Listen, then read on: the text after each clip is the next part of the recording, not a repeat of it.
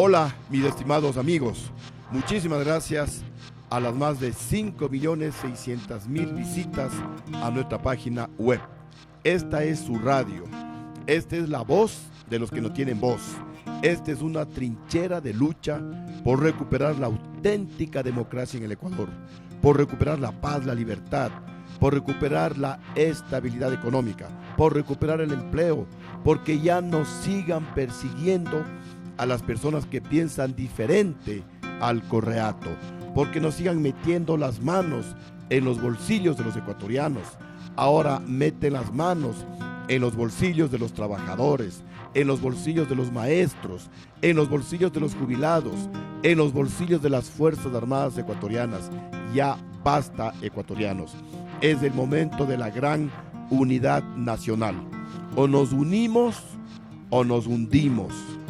O nos unimos o se acaba la dolarización y con ello se acaba la nación. Así de grave es la situación que actualmente estamos viviendo en el Ecuador. Y les enviamos pues esto de saludo a todos los amigos demócratas de América y del mundo que nos miran y que se entusiasman con esta voz de esperanza. Hoy vamos a hablar sobre 2 o 3 temas de mucha atención que han despertado interés en los ecuatorianos. Este nuevo asalto a los fondos del Instituto de Seguridad Social de las Fuerzas Armadas y sobre un nuevo elefante verde construido por el correato. Me refiero al aeropuerto de la Amazonía. Y qué irónico al hablar sobre el tema del ISFA, mientras en mi gobierno le dimos al ISFA como $50 millones para fortalecerlo y para financiar específicamente el fondo del sector o del programa del FONIFA, que era para vivienda personal para los miembros de Fuerzas Armadas. Hoy el correato pretende arrebatarle $40 millones, poniendo en riesgo los sueldos, las jubilaciones de los militares en servicio activo y fundamentalmente en servicio pasivo. Y mientras en el gobierno de Lucio Gutiérrez se fortaleció al hospital militar entregándole $30 millones para que el hospital militar pueda brindar mayor atención a todos los afiliados, a todos los militares en servicio activo y en servicio pasivo, ahora prácticamente no hay recursos para que puedan atender adecuadamente ni siquiera a los militares, peor a los civiles, porque ahora pues el hospital militar ya lo convirtieron en un hospital público. Entonces es el momento de la profunda reflexión y tenemos que unirnos todos, civiles y militares. Repito, compatriotas, o nos unimos o nos hundimos.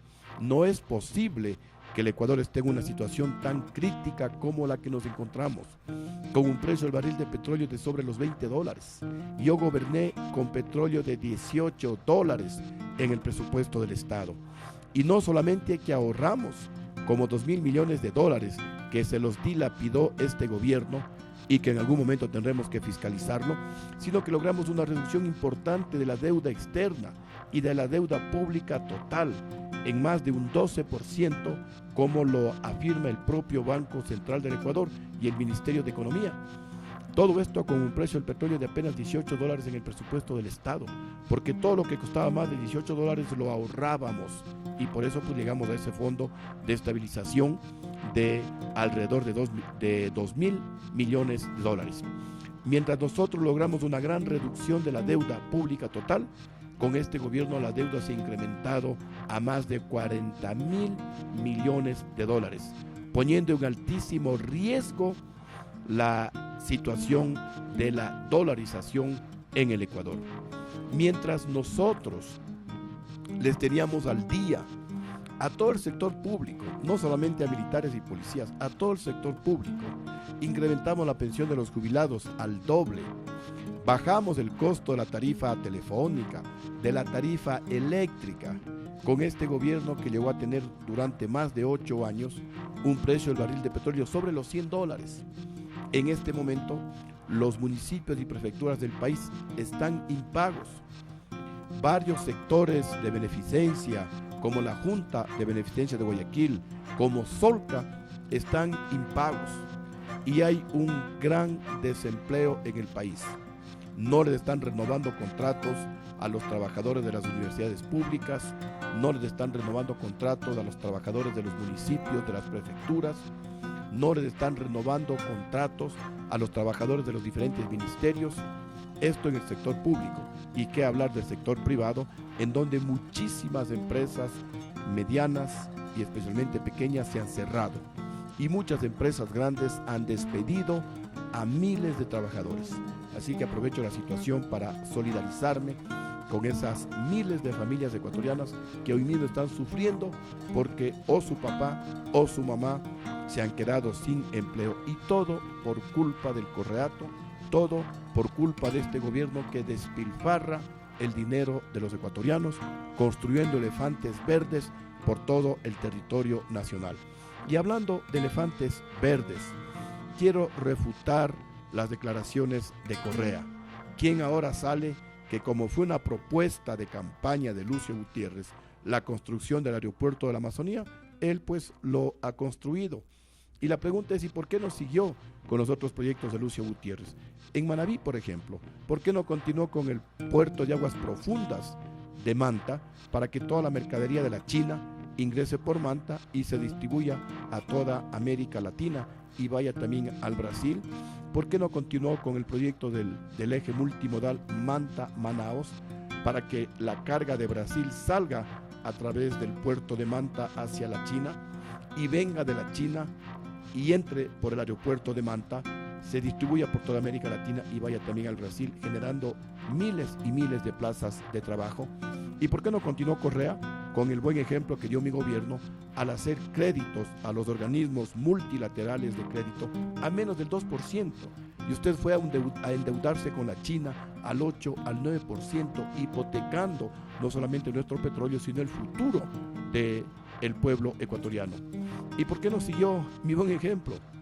En mi gobierno estaban prácticamente listos para firmarse los acuerdos comerciales con la Unión Europea y con los Estados Unidos, que nos hubiera permitido exportar miles y millones de dólares tanto a los Estados Unidos como a la Unión Europea en condiciones muy ventajosas para el Ecuador. Y también eso hubiera permitido que miles de millones de dólares vengan en inversiones al Ecuador desde Europa y desde los Estados Unidos, y no vivamos esta tremenda crisis en donde los ecuatorianos teníamos que hacer caravanas para ir a comprar productos en Colombia que valen la mitad de precio de lo que cuestan en el Ecuador, y también pues hagamos caravanas para comprar productos en el Perú en donde igualmente valen la mitad de lo que cuestan en el Ecuador, cuando en mi gobierno la situación era diferente. Los peruanos venían a comprar en el Ecuador, los colombianos venían también a comprar en el Ecuador. ¿Por qué no continuó con el proyecto de la refinería de Manabí? Un proyecto que lo sacamos a licitación internacional a un costo base de 5.000 millones de dólares y con un tiempo de 5 años para que esté en funcionamiento.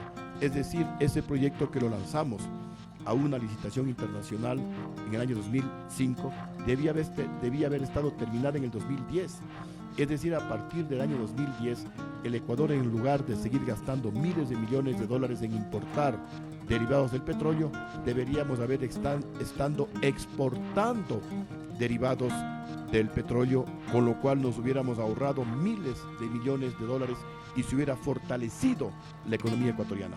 ¿Y por qué no continuó con el proyecto que nosotros lanzamos y que lo estábamos implementando para incrementar la producción de petróleo de 330.000 barriles diarios de petróleo, con los que yo me hice cargo, a 1 millón de barriles diarios de petróleo, con lo cual no solamente que hubiéramos crecido al 9% como creció la economía en el 2004, sino la proyección era crecer al 12, al 13%, siendo uno de los países que más crezca en el mundo entero.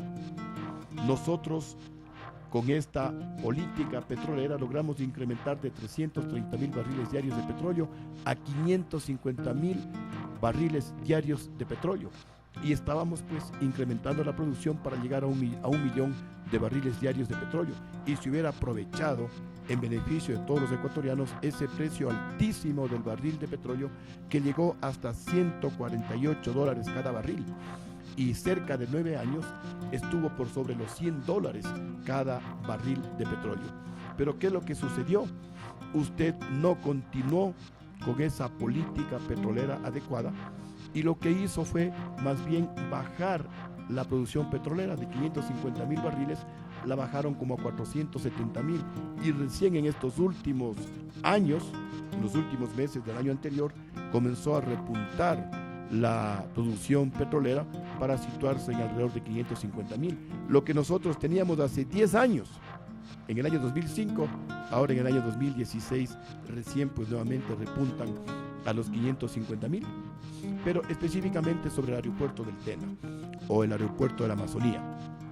Ese aeropuerto fue planificado para que sea un aeropuerto internacional, para darles una respuesta a lo que pedían, a lo que demandaban los turistas europeos y norteamericanos. Los turistas europeos, los de Alemania, los suecos, italianos, franceses, españoles, etcétera, los norteamericanos igual, los canadienses también, los rusos inclusive, con quienes habíamos conversado, ellos querían directamente de sus países venir a la Amazonía para en la mañana, tarde y parte de la noche visitar, conocer la belleza incomparable de nuestra Amazonía, poder apreciar la mega biodiversidad de la Amazonía, porque el Ecuador es uno de los países más mega biodiversos del mundo. Y eso es lo que nosotros queríamos aprovechar y eso es lo que ellos demandaban, igualmente los turistas de Canadá y de Estados Unidos.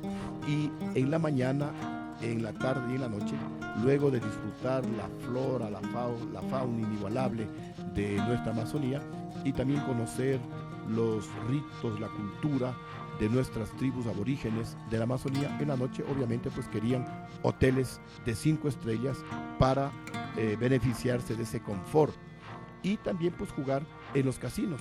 Y el proyecto no solamente era la construcción de este aeropuerto internacional, sino también iba vinculado a la construcción de 5 hoteles de 5 estrellas y había proyección para que la medida en la que se vaya desarrollando este proyecto y los mismos turistas nos sigan difundiendo la belleza y la gran experiencia de conocer la Amazonía, pues íbamos incrementando la construcción de más hoteles. Y no solamente la idea era que los turistas conozcan la Amazonía, sino que nos ayuden a proteger la Amazonía, para que fundaciones del mundo que les interesa mucho la ecología nos ayuden a fortalecer, a mantener, a respetar la ecología en nuestro país. Algo parecido a lo que se hace con las Islas Galápagos. Y hay algo más, presidente Correa.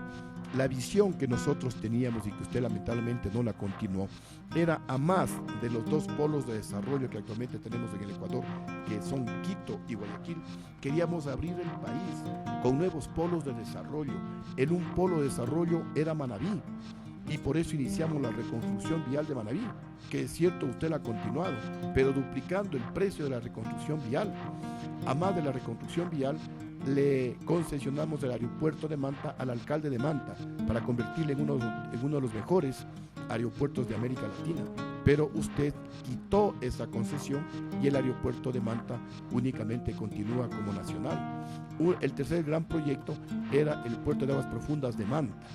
Han pasado 10 años de su gobierno y no se ha avanzado absolutamente nada. El cuarto proyecto vinculado al puerto de aguas profundas de Manta y a la concesión del aeropuerto para convertirlo en uno de los mejores de América Latina fue el proyecto del eje multimodal Manta-Manaus para convertirle al Ecuador y al Brasil respectivamente en países bioceánicos.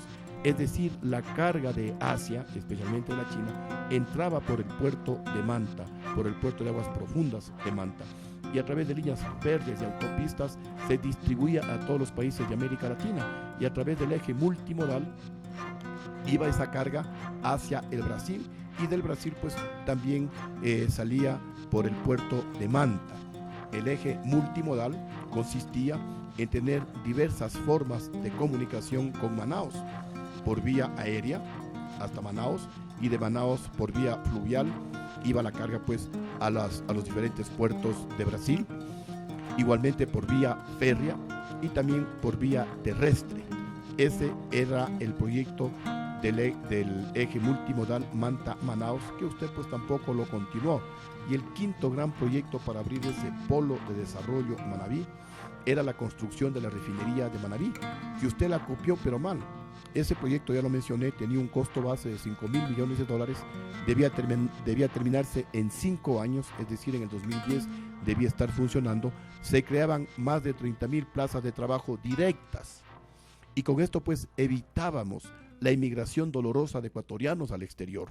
Entonces le abríamos el país, abríamos un nuevo polo de desarrollo con Manabí y obviamente el área de influencia Santo Domingo, Esmeraldas y el norte de la provincia de Guayas. Y por otro lado abríamos otro polo de desarrollo que era la Amazonía, con la construcción de este aeropuerto internacional complementado con la troncal amazónica, que también la iniciamos a construir en nuestro gobierno, justamente para impulsar el ecoturismo, porque dentro de nuestro programa el impulso para salir del subdesarrollo tenía 4 ejes fundamentales. El uno, justamente la parte económica, y por eso logramos estabilizar la economía, logramos tener unos crecimientos más altos de la economía de toda la historia del Ecuador, de los más altos de América y de los más altos del mundo. Cerca del 9% creció la economía en el año 2004. El otro gran eje era la parte social, y también estábamos consiguiendo éxitos en la parte social, y todavía tenemos el récord de haber logrado la mayor reducción anual de la pobreza de toda la historia del Ecuador, dicha por los organismos suyos, Rafael Correa, por el INE, por el CICE, dicho por la Flaxo. En nuestro gobierno la pobreza se reducía a más del 4% anual. En su gobierno la pobreza se reduce a menos del 1% anual. El tercer gran eje era el desarrollo del turismo. Si el Ecuador es uno de los países más bellos del mundo, tenemos paisajes y tenemos sectores que no los hay ni en los Estados Unidos ni en Europa. Y una de esas grandes ventajas turísticas que tiene el Ecuador es justamente la Amazonía, es la selva, que es lo que les atrae a los turistas europeos, a los norteamericanos y a los canadienses. Por eso hicimos el concurso Miss Universo, con una inversión bajísima, y nos vieron más de 1.000 millones de personas en el mundo entero. Y eso dio un gran impulso al turismo que lamentablemente ustedes no lo han sabido aprovechar. Y el aeropuerto de la Amazonía era justamente para impulsar el turismo en nuestro país. Y también pues el cuarto punto era las reformas en la parte política. Lamentablemente el Congreso, contrario a mi gobierno, no dio paso a la reforma política para despolitizar especialmente la justicia y los organismos de control, porque para que haya seguridad jurídica, para que vengan las inversiones productivas, se requiere justicia totalmente independiente, justicia transparente, que le dé confianza al inversionista nacional y extranjero. Por 3 ocasiones presenté proyectos de consulta popular en el Congreso para realizar esta reforma. Lamentablemente el Congreso no estuvo a la altura histórica de los acontecimientos y no dio paso a esas reformas políticas que nos hubieran ubicado a los ecuatorianos en el camino hacia el primer mundo. En todo caso, ecuatorianos y amables televidentes, amables cibernautas, amables visitantes a nuestra página web, hay esperanza. Tenemos que unirnos, como yo lo decía, y si hay salida a la crisis. Nosotros tenemos un proyecto concreto en base a nuestra experiencia exitosa que tuvimos en el gobierno de Sociedad Patriótica para sacarle al Ecuador de esta gravísima crisis. No hay que perder la fe.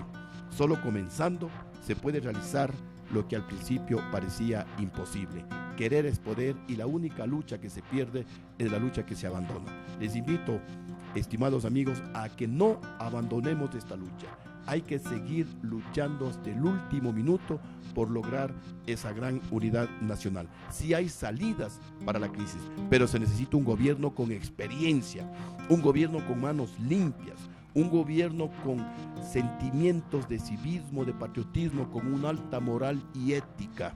Solamente así se le puede sacar adelante a nuestra amada nación. Muchísimas gracias por habernos escuchado, y por favor, vamos a hacer todo lo posible por lograr esa gran unidad nacional. Les envío pues un fuerte abrazo, que Dios les bendiga y hasta la próxima semana.